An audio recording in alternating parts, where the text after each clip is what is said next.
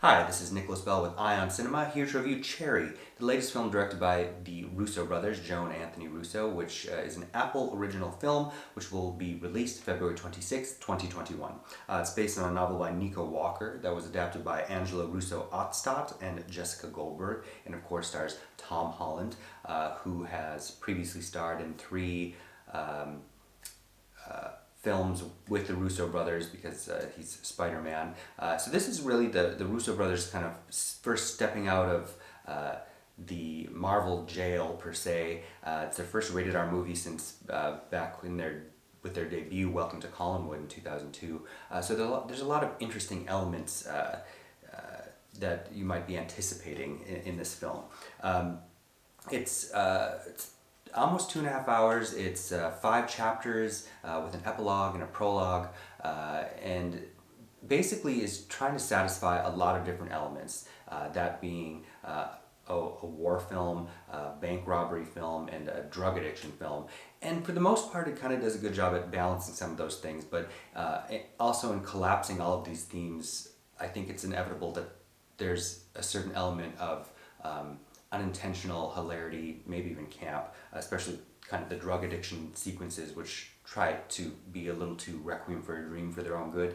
The prologue starts us out in 2007 with Tom Holland playing the titular Cherry, who's become a bank robber by then at 23 years old. And then we back up to his time as an undergrad in Cleveland at Liberal Arts College, where he meets Emily, played by Ciara Bravo. They kind of have a very strong connection, but it's also tumultuous. There's the usual game playing at that age, and she announces that she wants to go to school in Montreal, partially because she believes their passionate love for one another will undo them.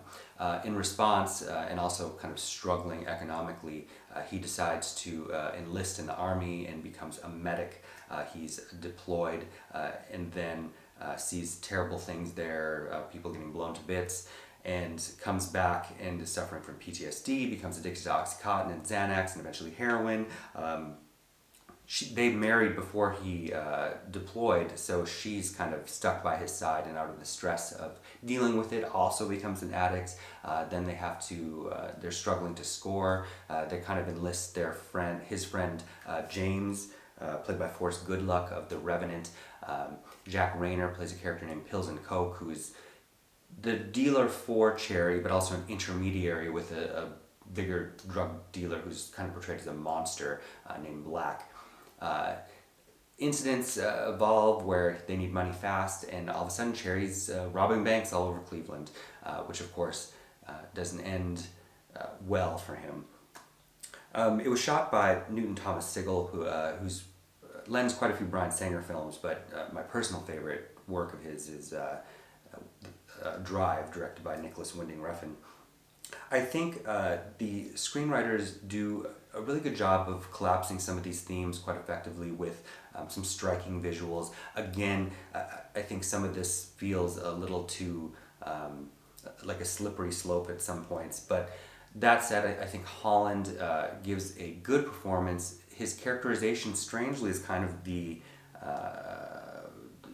weakest, in that we get very little about his background. There's even a character playing his mother that he begs for money from at one point, but we really don't get a sense of his upbringing, especially as compared to, we get quite a bit in our introduction to James, for instance.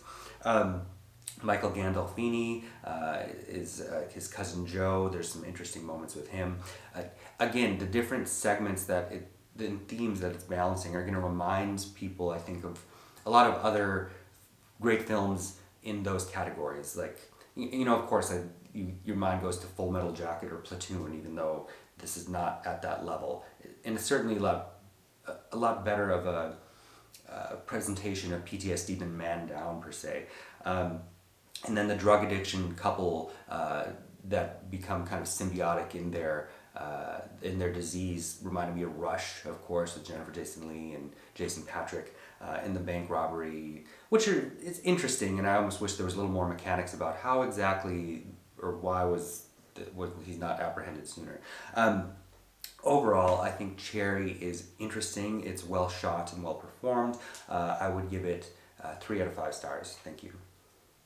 Hey, this is Eric from IONCINEMA.com. If you want to support us, subscribe below. For more reviews, interviews, film festival coverage from Sundance, Cannes, Toronto, you want to check out these guys on this side.